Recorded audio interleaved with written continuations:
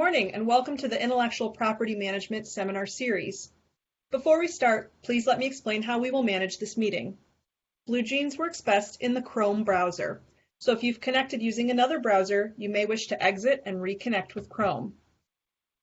You should also disconnect from VPN. Today's session is a mix of live and pre-recorded talks. Due to the makeup of this event, there won't be a live Q&A, but attendees are invited to post questions in the event chat or email questions to partners@anl.gov. SNTPO and/or legal will then respond in a timely manner with answers. Today's session is being recorded and may be made available for viewing after the meeting. By participating in today's session, participants consent to being recorded. And now I'm happy to introduce John Harvey, Business Development Executive within SNTPO, to begin the program. Thank you, Gina. Good morning, everybody, and welcome to Session 4 of the 2021 Intellectual Property Management Seminar Series, or IP Thursdays. Argonne's Legal Department and the Science and Technology Partnerships and Outreach, or SNTPO, Directorate are pleased to present today's session titled Growing Your Collaborations Using IP, Licenses and Sponsored Research Agreements. We thank you again for joining us. As Gina mentioned, I'm John Harvey, a Business Development Executive at Argonne, where I manage Argonne's Launchpad program and provide support for various groups across the lab.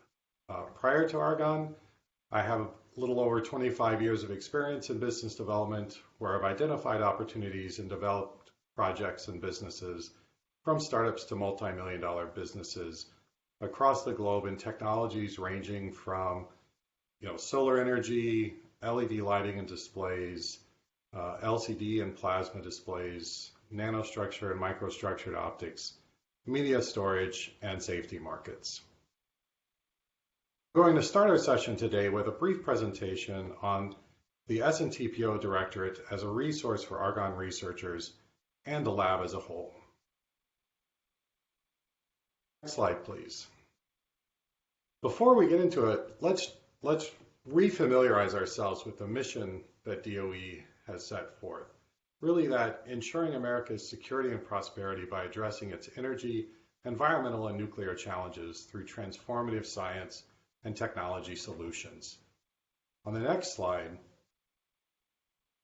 you'll see how that mission cascades down perfectly to what we're trying to do as a lab at Argonne, to SNTPO as the directorate, to the commercialize and capture group, and then really to the business development team, where our main focuses are twofold. One, facilitate and manage non-DOE sponsored research all the way from discovery through contract execution, and capture and monetize intellectual property.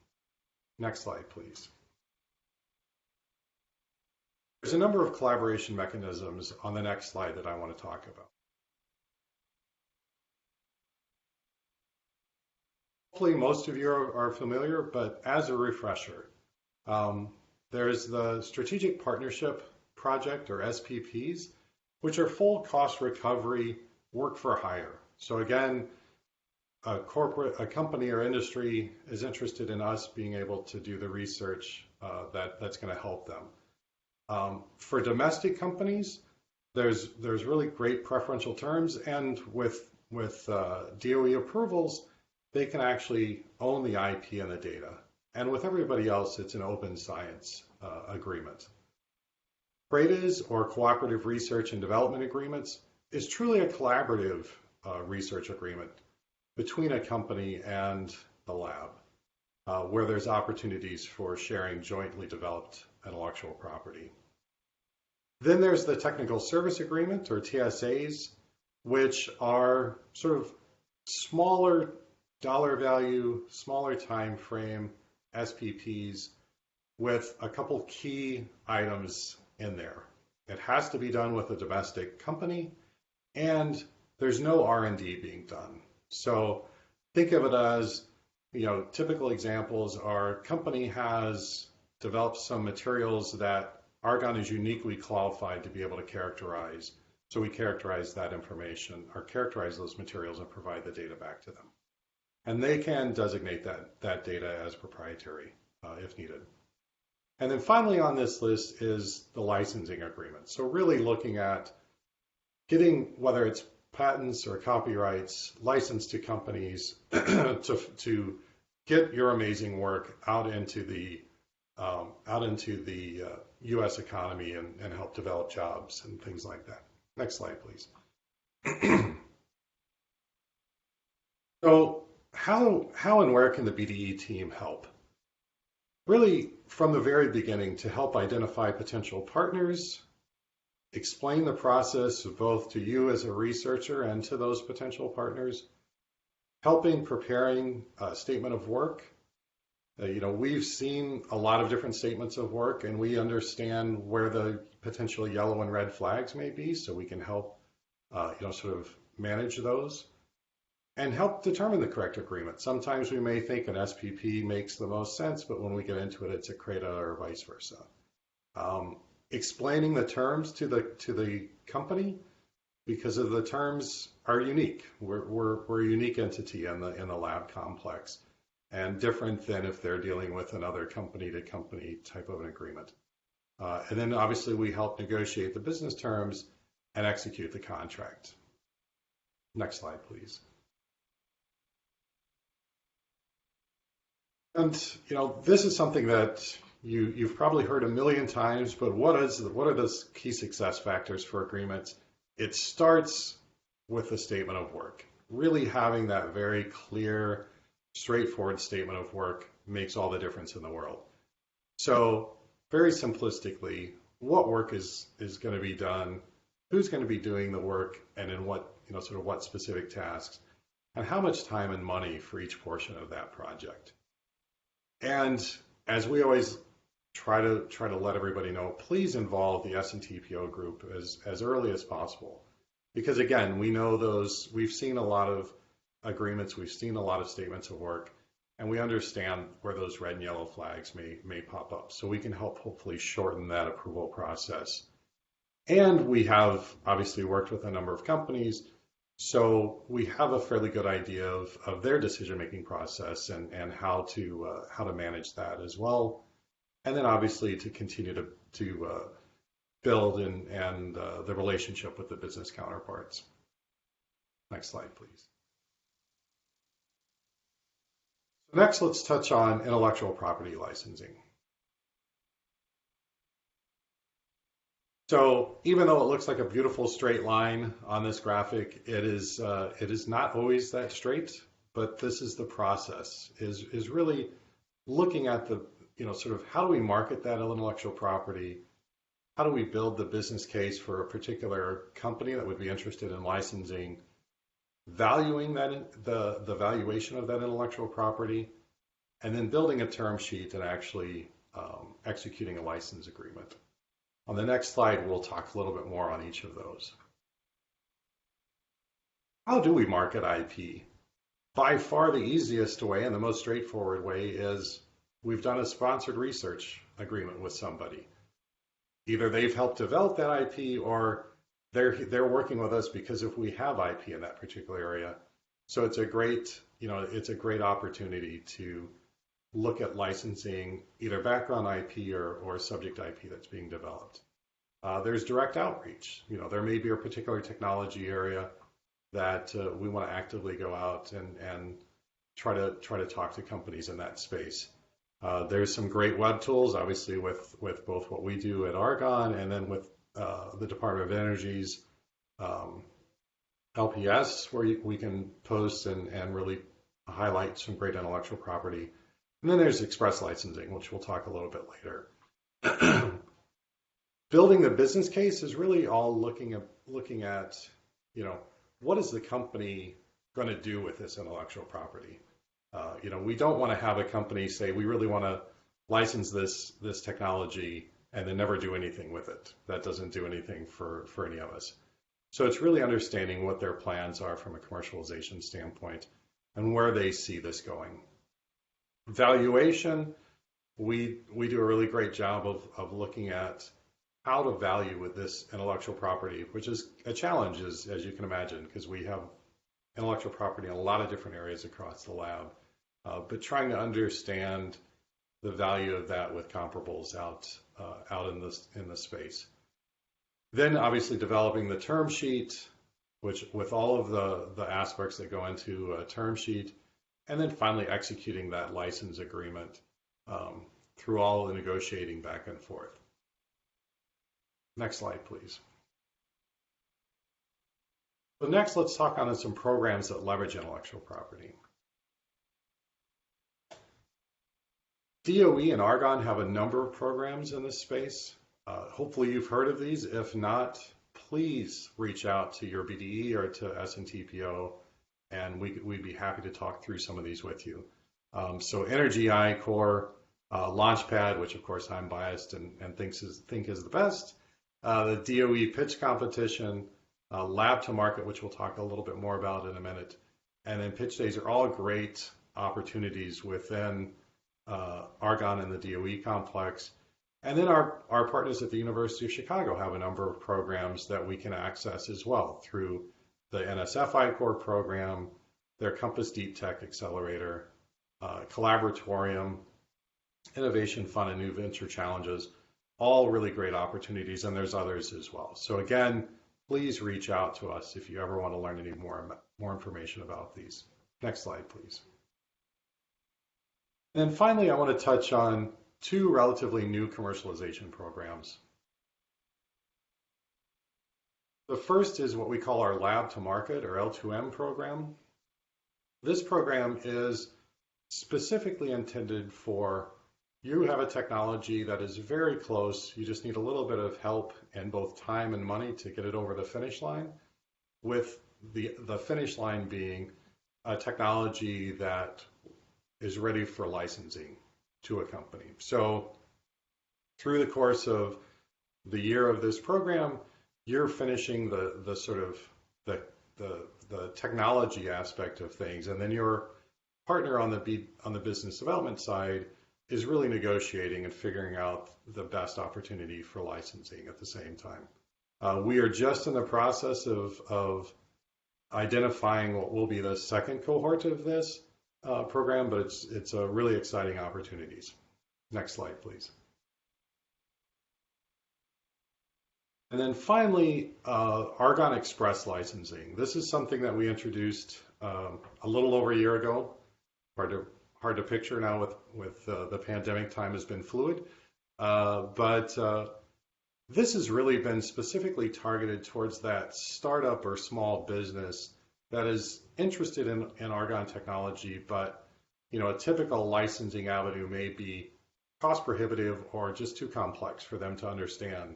So we've developed a streamlined process with a standardized fixed fee option agreement that they can evaluate a technology for over the course of a 9-month period, with the ability to extend that to see if that really helps what they're trying to do, with, again, the goal of moving that into a full license and moving forward from there. Thank you very much.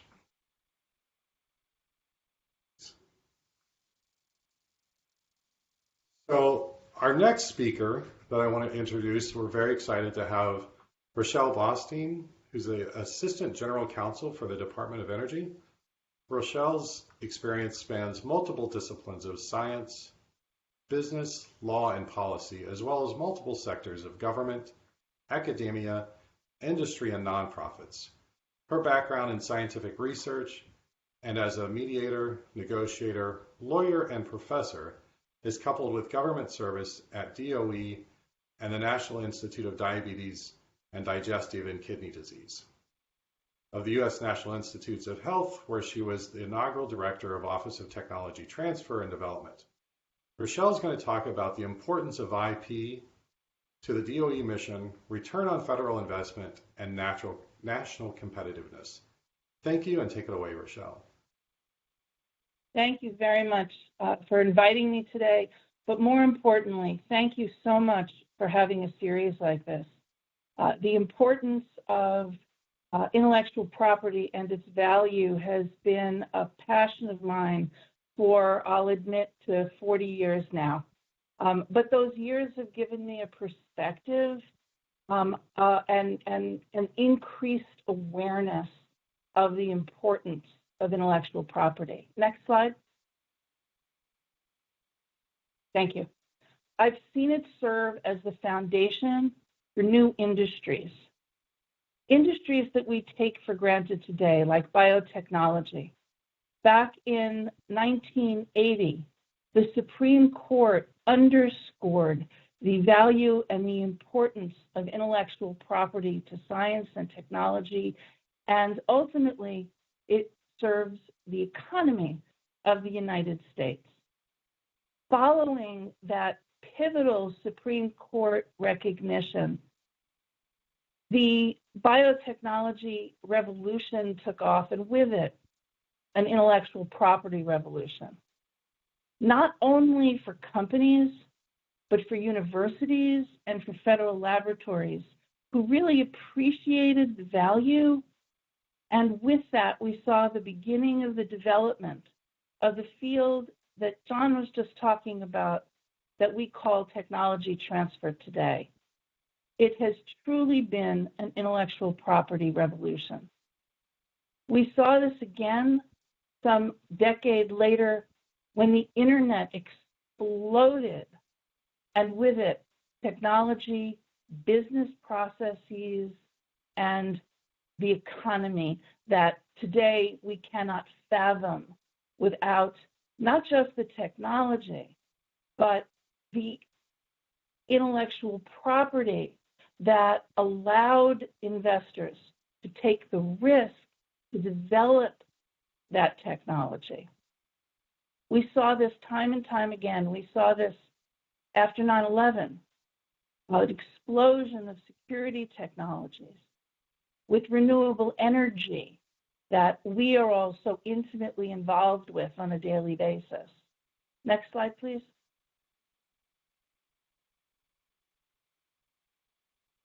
We live in amazingly disruptive times. This is a good thing. We are continuing to see the evolution of that intellectual property importance and value in emerging technologies, in 5G, in artificial intelligence, in quantum, as well as the critical supply chains we're embracing today in related industries like energy storage.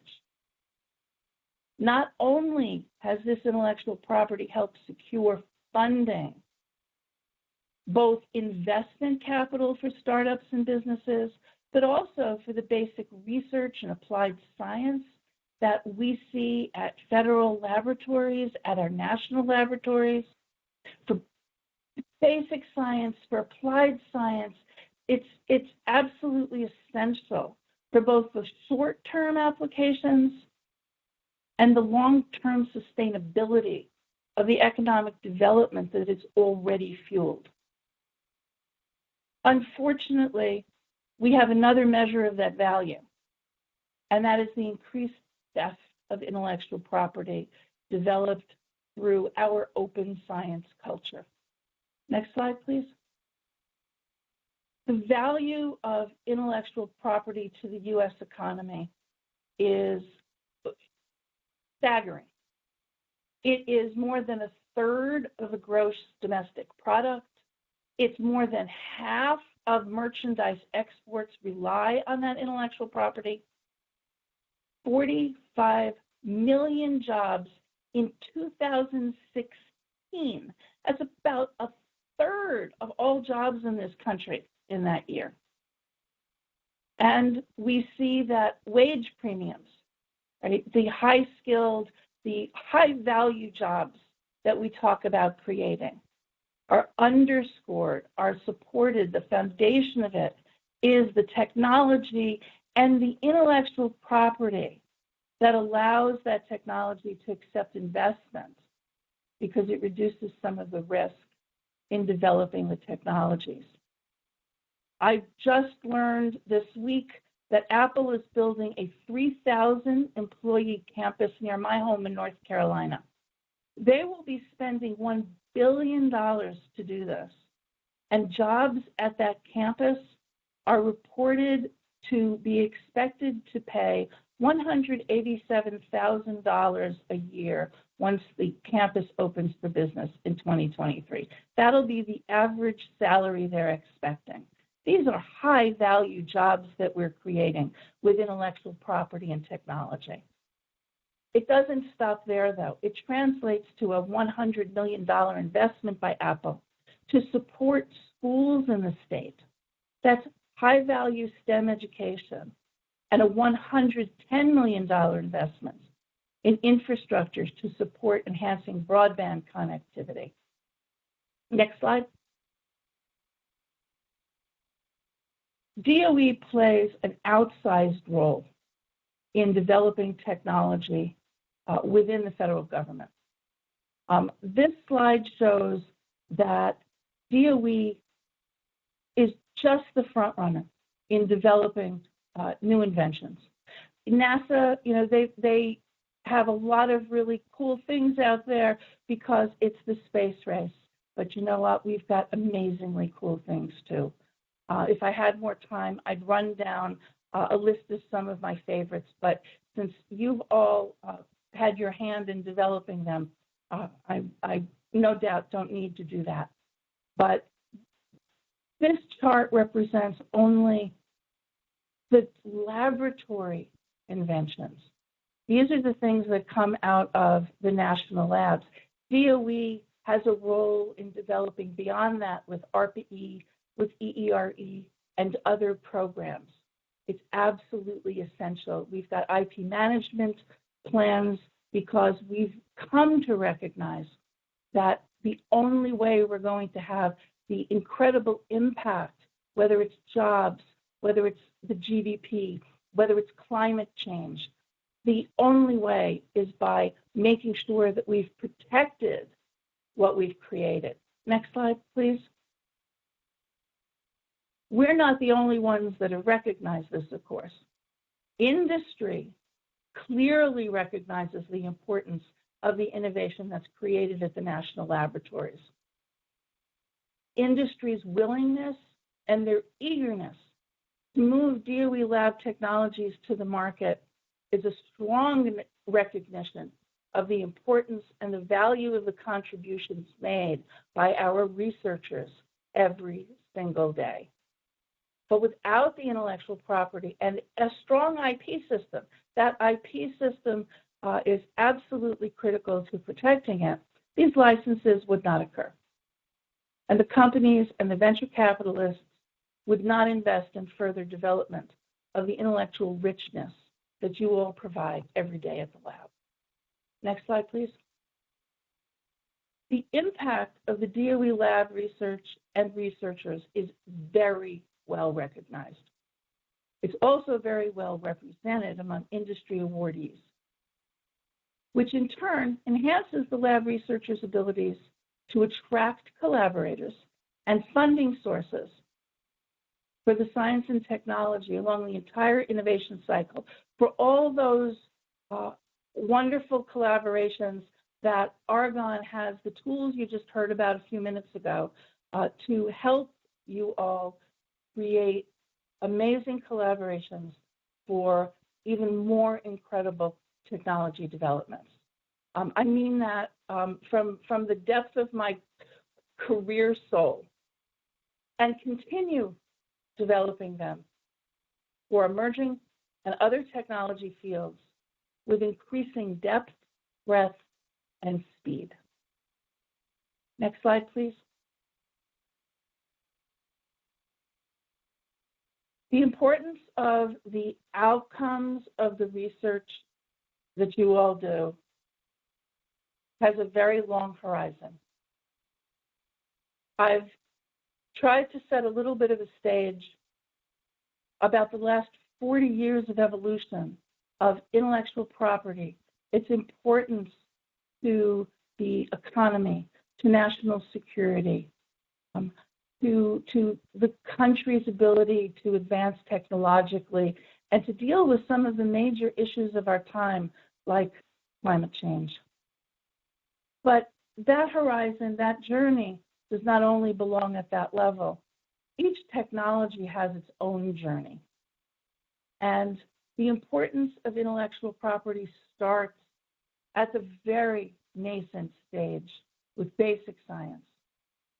The basic science brings to fore new discoveries and understanding through the help of your business development executives when it's a good time to start protecting that intellectual property is really critical to moving things to further stages and getting additional funding, whether it's from companies or the department or other agencies, for that applied research and development. This is a long journey of some 20 years for the high-energy lithium batteries. But today, we have manufacturing in the United States with good, strong, solid jobs. We're dealing with clean energy. We're helping reduce greenhouse gases. And Argon is leading the way on this particular technology. The support for that protections is something DOE feels very strongly about. We have made a commitment to support you all in making sure the investment of that intellectual property, the investment of the researchers' intellectual capital is protected. We have recently supported laboratories at places like the International Trade Commission to make sure that our foreign competitors are not taking advantage of our open system and making sure that the investments that you're making is protected so that you can continue to get funding for that sponsored research, so that you can continue to license critical technologies for the benefit of society, for the benefit of national security, and for the benefit of the economy. I applaud you all. This is your story. The impact that you all can have with the intellectual property, not just patents and trademarks, but your true intellectual property that is memorialized in those rights. Those are the things that are going to help this country. Those are the things that are going to help the world move forward to a better place. So I applaud you, and I thank you all. Back to you. Thank you, Rochelle. We truly appreciate your sharing your and DOE's perspective. Incredibly powerful and valuable.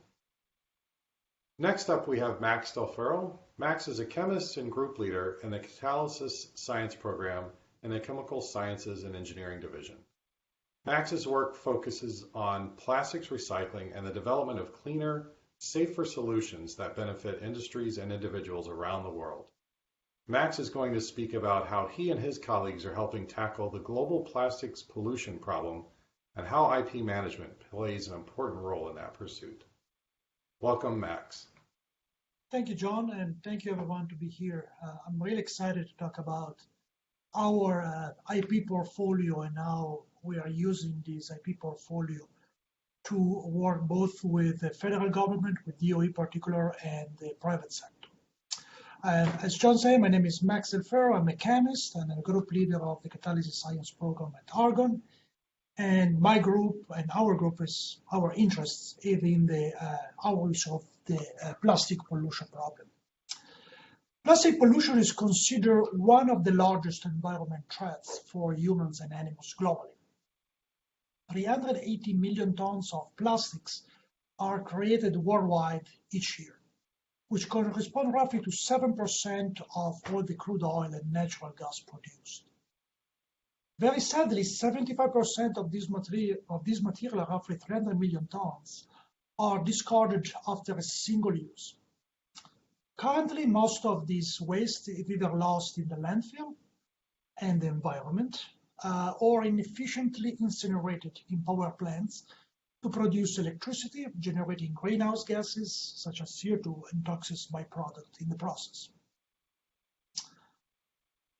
Plastic are highly engineered material, however. They are discovered more than 90 years ago. They are very durable. light, they are chemically inert, they are resistant, they are inexpensive, making them a perfect material. Because of these properties, however, they are also very, very difficult to transform into new value-added product at scales required to move the needle on the plastic pollution problem. There are many promising technology under development, and there is an urgent need to scale them up faster and remove obstacles to commercialization and create a new economy and high-paid jobs. At Argon, we have embraced multiple strategies to solve the plastic pollution problem, both from the basic science and to the applied research. For example, with the support of the Basic Energy Science Office at DOE, we are aiming to discover selective catalysts for the transformation of single-use polyolefin, such as plastic bag and food packaging, to higher value products, such as performance lubricant, surfactant, and last but not least, new sustainable polymers.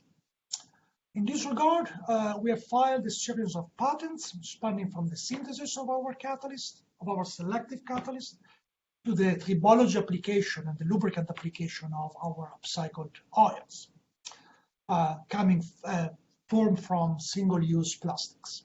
This portfolio of patents was very, very important for us to secure further federal support from the ARPA-E agency and the DOE Advanced Manufacturing Office and the private sector.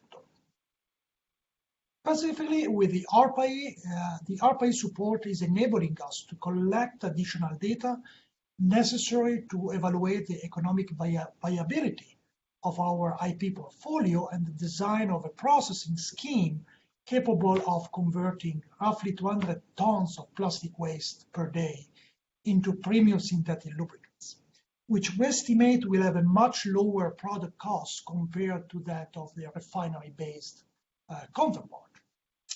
In addition, we have established a collaboration with Chevron Phillips to transfer our plastic to lubricant technology from the lab to the market.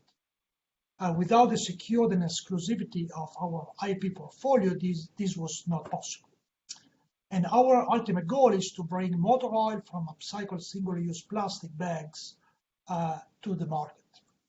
And also this in turn will help CPChem, Chevron Phillips, to meet their sustainable goals. Another very important outcome from the generation of plastic upcycling IPs is that we have recently initiated a discussion with another larger chemical company to use our proprietary catalyst technology to convert pre-consumer, this time polyolefins, to value-added intermediate products. John, back to you. Great, thank you, Max, for sharing your story of how IP management is crucial to that important work. Really exciting stuff. Our next speaker is Meltam Ergon. Meltam leads the Bioprocesses and Reactive Separations Group in Argonne's Applied Materials Division. She has more than 20 years of experience in the design and operation of chemical and bioprocesses, development and scale-up of new technologies from bench to pilot and field scale, techno-economic analysis, and modeling of processes. Meltam also acts as Argonne's program manager for DOE's Bioenergy Technologies Office, or BETO. Today, Meltam is going to talk about the importance of patents to researchers and organizations with whom she collaborates. Meltam, the floor is yours. Thank you, John. Hello, everyone. Today, I would like to summarize my journey at Argonne since 2009. And I have a couple of stories that I would like to share with you. Next slide, please. So as an applied science, we all know that bringing funding to expand our current research and establish a new program is really challenging. While we are navigating through a never-ending maze of sponsor requirements, I believe showcasing the breadth and depth of the research that aligns with funding landscape is crucial. A diverse and up-to-date research portfolio is needed to sustain funding resources as well as drive competitiveness. Next slide, please. So when we look at the many funding agencies, such as ERE or ARPA-E, they usually require 10 to 50% cost share in funding opportunity announcements. As we all know that Argonne cannot provide any cost share. So we really need to partner with either industry or universities. To get proposals funded, we have to do many things before writing the proposals even. So one of the important things is that proof of concept is needed. Proof of concept comes in many different forms. It can be either in invention reports, or it can be patents, or maybe journal papers. But in applied science, what I found out that patents or IP attracts the industry collaborators much more than the journal papers. So I believe patents or invention reports are very valuable tool for us to bring the cost share partners write the proposals with us. Next slide, please. So when we look at all these proposals, writing time, they are really short time, and it takes time. It takes time and effort to build those capabilities. Before doing that, I think the most important thing that we need to establish a team with the needed mix of skills and experience that we can hit the all required criteria that is specified in the funding opportunities. Next slide, please. So to do this, I believe that to move the research towards the intellectual property development is crucial. So it helps us to be competitive among the other applicants. If you don't have any IP from your research, I would like to share some of the tips and tricks with you. I think partnering with other Argonne scientists who has the IP in that area, or looking for the university professors. At Argonne, we have tremendous joint appointment opportunities, such as NACE membership or CASE membership through University of Chicago. Partnering with them, this is another important thing. And also, I found recently that mentoring entrepreneurs at a chain reaction innovation program at Argonne. Another important thing is that securing small funding from industry, continue the work to drive the innovations again is also important. Next slide, please. So in this slide, I would like to share a great success story with you. As you know that Chain Reaction Innovations Entrepreneurship is funded by Argonne as well as Advanced Manufacturing Office of DOE. This is a 2 years of entrepreneurship program, and I have been involved in this program since its startup. I mentored the cohort 1 team, Emerge Labs, in this program. When they came to my group, their technology was around 0.5 liter. Actually, 2 young PhD students, they just got their PhD degree and they came to my lab. So within 2 years, we will be able to scale up their technology from 0.5 liter to 100 gallon to produce edible protein source. So even though my name is not part of their IP, I helped them to develop their IPs. I can use their IP, but working with these entrepreneurs helped me to establish new skills, new capabilities within my team. So currently, it helped position my group as a leader in scaling up bioprocesses at Argonne. And currently, we just establish a new pilot complex in Building 369 for biomanufacturing purposes. And also I should mention that Miati Foods, after they graduated from Argonne's 2 years entrepreneurship program, they will be able to raise about $33 million within 2 years. So this is the success story that I would like to share with you. As I said, IP development is very important. If you don't have IP, I highly recommend you to partner with another scientist or another entity who has that IP. It allows you to develop your own IP within a couple of years as well. With that, thank you so much. Great, thank you, Meltam, for sharing the insights with us today. Next presentation comes from Liz Jordan, a project lead within SNTPO. Liz's work includes background investigation in support of IP identification and evaluation, patent prosecution administration, licensing, and commercializing of IP. Via recorded remarks, Liz is going to talk about policy and insights related to licensing and royalties. Take it away, Liz.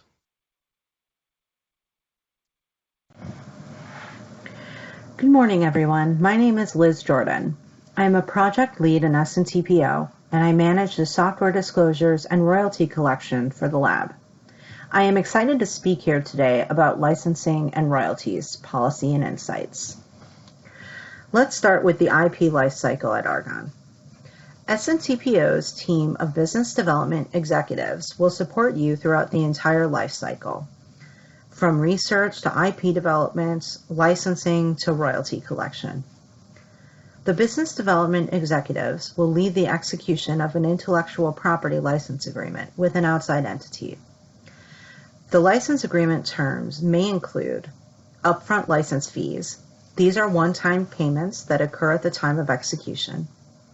Running royalties. These are reoccurring annual payments based on sales. And milestone fees. These fees occur upon an event, such as raising X number of funds or selling X number of products. These fees bring revenue into the lab. On average, Argonne brings in a couple of $1 million each year, and we are one of the top earners of royalties annually within the lab complex.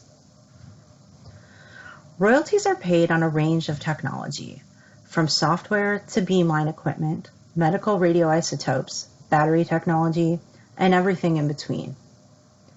Argonne believes that our researchers should share in the successful deployment of technology. This is reflected in LMS Policy 34, royalty sharing.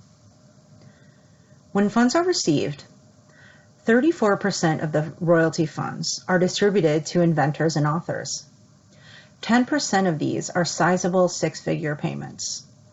Another 10% are between $10,000 and $100,000. About 30% of inventors are paid between $1,000 and $10,000. And about 50% of inventors receive up to $1,000. After the inventor share, 33% goes to the programmatic directorates, or ALDs, and the other 33% goes to the Strategic Program Fund. Please note, we revisit the policy every few years to make sure that we are competitive and comparable with the other national labs. Here are a few examples of how royalty funds are used. They support ongoing research. They're used to fund educational programs and tech transfer activities, as well as support major initiatives like chain reaction innovations and others. Most importantly, these funds allow Argonne the flexibility to make major investments in the future. In closing, please disclose your inventions and software and work with SNTPO on licensing your technology and commercializing your IP. We are here to help. Thank you.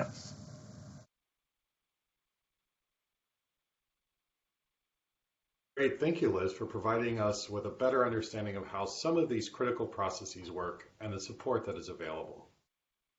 To close out today's session, we're joined by Mark Languth, Senior Counsel for Intellectual Property at Argonne. Mark has served at Argonne for 19 years, so he's seen it all when it comes to IP management within this environment. Today, Mark is going to share his insights on what researchers need to know about IP and sponsored research agreements. Mark, take it away.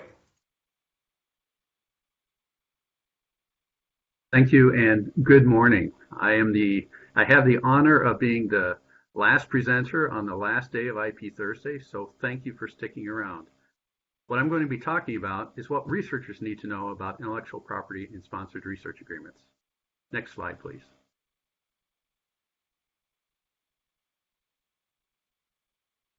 The key question that I often get is what is the difference between an SPP and a CRADA?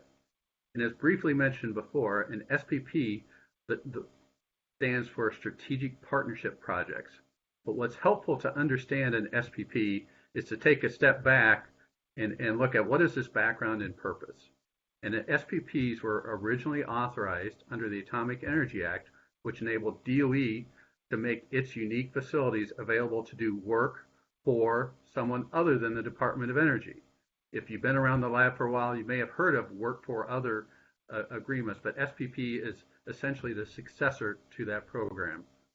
Under an SPP, the lab is essentially doing work for the benefit of the sponsor. The sponsor must pay 100% of the cost associated with that project.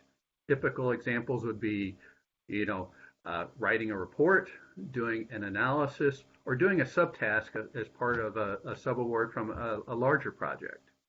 In contrast, a CRADA stands for Cooperative Research and Development Agreement. And the key word there is cooperative or collaborative. And so in order to be a CRADA, the statement of work must include a task or activity of the participant. Now, I know sometimes people get tripped up with what does the word collaborative mean. That does not mean that they have to be in the same lab at the same time doing the same work. For example, it can occur at different times in different locations and kind of different parts of an overall project. As an example, we've done CRADAs with venture capital firms. And essentially their contribution or as part of the collaboration was to do a market report associated with tasks that the lab was doing. Now, while those sound different, the key thing that we've been working on, I'll say for many years, is to try to make sure that the process of whether it's an SPP or CRADA is as similar as possible for you, the researcher. Essentially, you'll write up the statement of work and submit the questionnaire through the Pearl process. And if you do have any questions about the process, I would encourage you to contact the Sponsored Research Office, which is headed up by Diane Hart. The other resource, which I think would be very helpful for you, is our BDE, or Business Development Executives. And what they can do is kind of help identify and set expectations with the other party, which is critical to get the project started as quickly as possible. The types of questions that they'll probably be asking is, does your funding opportunity announcement or solicitation dictate a particular model agreement, such as a gain model CRADA? Or has the other party done agreements with other national laboratories? Are they strongly familiar and experienced with CRADAs versus an SPP? Will be helpful. And sometimes we've had DOE programmatic preferences saying, look, I like that project. I'm going to go ahead and contribute some DOE funds. I'm going to do some DOE cost share. So therefore, I'm preferring a CRADA, a collaborative type of project as well. And your BDE can help you kind of sort out which path you should be heading down. Next slide, please.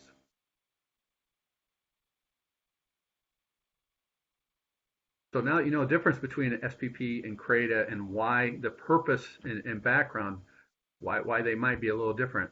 The next question that people ask is often, well, how is intellectual property handled under an SPP and CRADA? So we're going to first start with how is intellectual property handled under an SPP. And again, under an SPP, we're doing work for the sponsor under the sponsor's private funds. And so under, if the sponsor is a domestic entity and they're spending private funds, typically they will receive what's called patent waiver terms. What that means is that the sponsor will be able to elect title and own any inventions that are made under their funding, including lab research or inventions made under that statement of work. It also means that the sponsor will be able to designate any results or data that's generated under their funding as their proprietary information. And before it can be released to anyone else, the lab needs to ask the sponsor, if the sponsor wants to mark it as proprietary, or if the sponsor wants to require that it be deleted, or drive a truck up and take it all away. They can do that typically under a domestic SPP that's privately funded. I talked about the importance briefly of the questionnaire and making sure that we get the right agreement, there are different conditions that can say, look, we should be using a different model agreement, or we should have different alternative clauses in that SPP. And sometimes what that means is a patent waiver might be denied, or, in a situation when that is most common is if the sponsor is a foreign entity. It doesn't mean that applies for all foreign sponsors. There are additional hoops that we would just need to go through if we wanted the patent waiver terms to apply to a foreign sponsor. The other common scenario that comes up is if the sponsor is providing federal funds. And in those scenarios, for work that's done under the SPP, the lab will be able to elect title under our prime contract, just like we would with any other work. And generally, the data that we generate under where the patent waiver is declined or where there's federal funding, the data that we generate will be subject to our normal prime contract provisions. The one exception there is if it's federally funded and it's from a small business that's using SBIR or STTR funding, which is generally known from kind of the nature of the FOA and identified as part of the creative process. The SBIR regulations enables the sponsor to designate data generated under that funding as protected by the small business for a 20-year period. Next slide, please.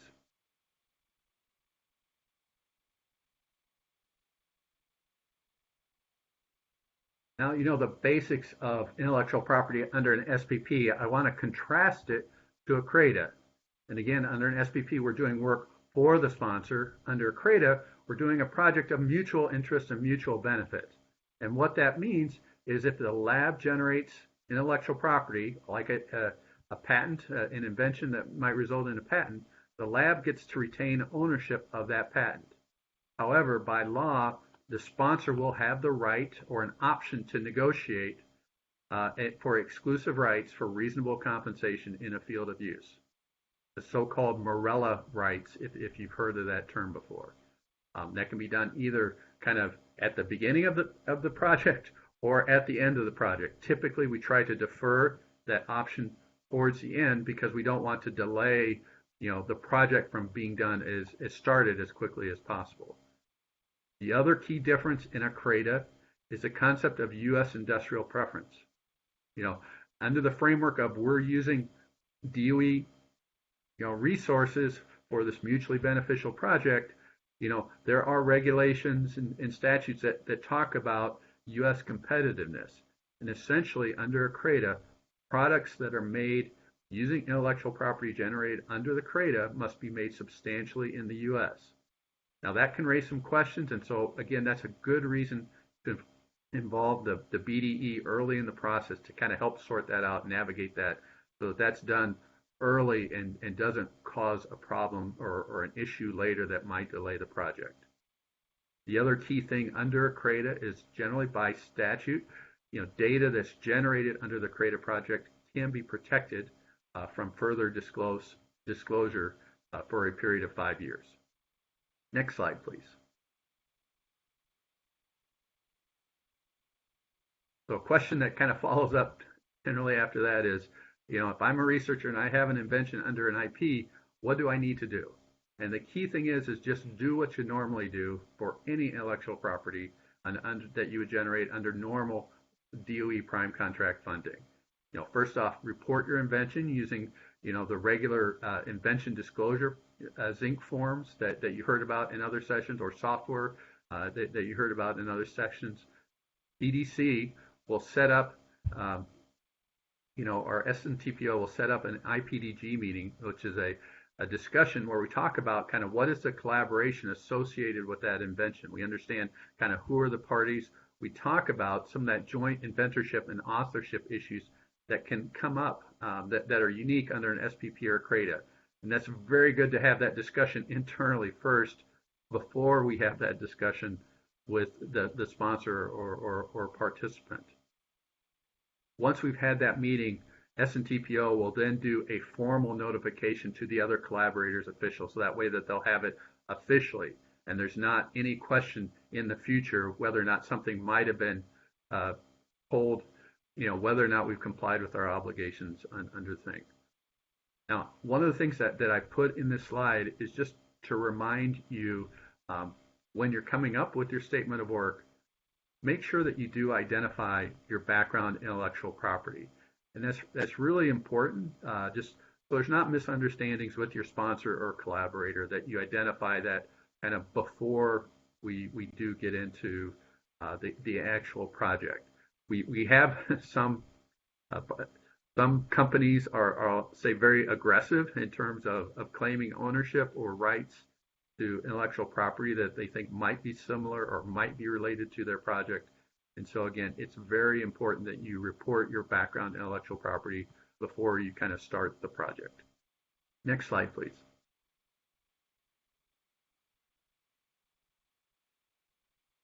Not uncommon for questions to come up regarding how to handle data under an SPP or CRADA. And I think there's two aspects. And on this slide, I'm going to talk about the contractual obligations. And the first thing is if you do have a question about it, please look at the SPP or CRADA agreement first. It's often going to have commitments regarding protecting proprietary information, which is generally referred to as existing or pre-existing data that the collaborator or sponsor has generated at their own private expense. It's going to talk about how generated data should be marked and handled. There'll be terms and conditions for that. They'll generally talk about kind of the type of review period that needs to take place before there's any publication in that coordination process. And it'll also talk about kind of, final report deliverables and sponsor attributions. Again, if you have any questions about the SPP or CRADA contract, please contact your BDE or someone in contracts, and they'll make sure that you have a copy of the SPP or CRADA agreement associated with your project, and you can look at that and ask further questions. The one issue that sometimes comes up is we will have, you saw that the intellectual property terms in an SPP or CRADA as between the lab and the sponsor or participant. If we're going to have subcontractors working on that project, we need to make sure that we make those terms and conditions consistent. Generally, our procurement process is set up assuming that we're using federal funds. And so under our procurement terms and conditions, generally the subcontractor will have certain rights and associated with that subcontract.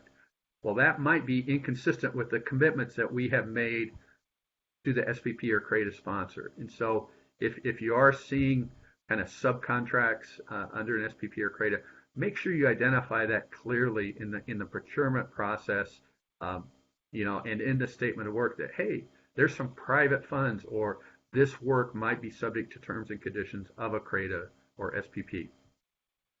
Next slide, please. I talked about the contract itself, but I think probably even more important is kind of the administrative requirements associated with handling data under a SPP or CRADA. And I think the key takeaway here is to make sure you talk with your sponsor about a data management plan. DOE has helpfully provided kind of some different elements to think about, kind of a framework or template of things to talk to your sponsor about with regard to appropriately handling data under this SPP or CRADA, so there's not misunderstandings. And the first kind of element they talk about is, what are the data types and sources? Are there any special handling requirements associated with this project? Does it include PII? Does it include any special export controlled information? Does it include critical energy infrastructure information? Does it include, one of the newer things that we're starting to see is artificial intelligence. There's starting to be some additional regulations associated with that. But identify kind of the data types and sources up front, which is going to help trigger what other types of issues there might be. Next is kind of content and format, kind of what type of data is there metadata that is required, or special format or special types of data to kind of support the project. For example, NRC is very particular about the format of data that they want in their projects. The next element is kind of how is data supposed to be shared and preserved? And there's two levels. First, kind of sharing with your sponsor. How do you what is the process and timing? Is there are you using a file sharing system to share with your sponsor? Does there need to be any encryption between you and your sponsor when you're sharing data? And second off, how is data can be shared and published, or published? Is there a repository where data is supposed to go? Oftentimes, for example, NIH will require data to be put in a public repository that's available to the world. Next element of this data protection plan is protection. And I think what's interesting, I know a lot of times we focus on that. I just want to make sure it's one of 5 different elements, but it's a very important critical one. You'll often hear of data protection plans being described as information assurance plans. If you're in the export control realm, you might hear the term technology protection plan. If you're dealing with S&T risk matrix, you might hear the word access management plan. But all of them are just kind of ways to make sure that there's a common understanding of how data is going to be protected that might be generated under the project. If you do have questions about data protection, I would encourage you to talk to your information assurance rep, your IAR, or call someone in OPSEC, the Operation Security Group, and they can help you. If you want, we do have a good non-disclosure agreement, NDA 101, in our training management system that I think provides a really good overview of the basics of kind of protection of information, which I would encourage. But the reason I think it's so important that there is a data management plan is it certainly makes the review of the contract much faster. When you think about any contract that the project's going through, it needs attorneys from the lab to look at it, attorneys from DOE to look at it, and attorneys from the sponsor or participant to look at it. And if there's a data management plan, it kind of indicates that the parties have thought about the types of issues or assumptions that might come up, and it really gives them a lot of comfort to make their review much faster. It also greatly reduces the types of misunderstandings that can come up. I think some of the more serious allegations against researchers have been just because of some of these misunderstandings. I've seen SPPs canceled. I've seen all sorts of allegations, and you don't want that. And the key issue that's come up is, the PI and the sponsor just didn't have that discussion to get on the same page with regard to the publication process and the sharing of and release of information. But we're also starting to see similar types of concerns from DOE program sponsors. And sometimes it's even been a requirement. They want to know how is this project might impact all the data that they've spent years and millions of dollars, to generate. Is there going to be kind of any type of bleed over between the data that might cause issues down the road, and it really helps provide comfort to some DOE program sponsors. Next slide, please. With that, I'm going to say thank you, and I'm going to turn it back over to John Harvey. Great, thank you, Mark, and thanks for closing us out with the great information. On behalf of SNTPO and the legal department, we thank you for joining us today for the final event of the 2021 IP Management Seminar Series. Also, thank you to our speakers for sharing their insights and experiences for the benefit of their colleagues. You can look for recordings of the 4 IP Thursday events in the daily snapshot email that goes out to all Argonne staff. If you have any questions or need assistance, please feel free to contact partners@anl.gov, and SNTPO or legal will be happy to help. Thank you again and have a great rest of your day.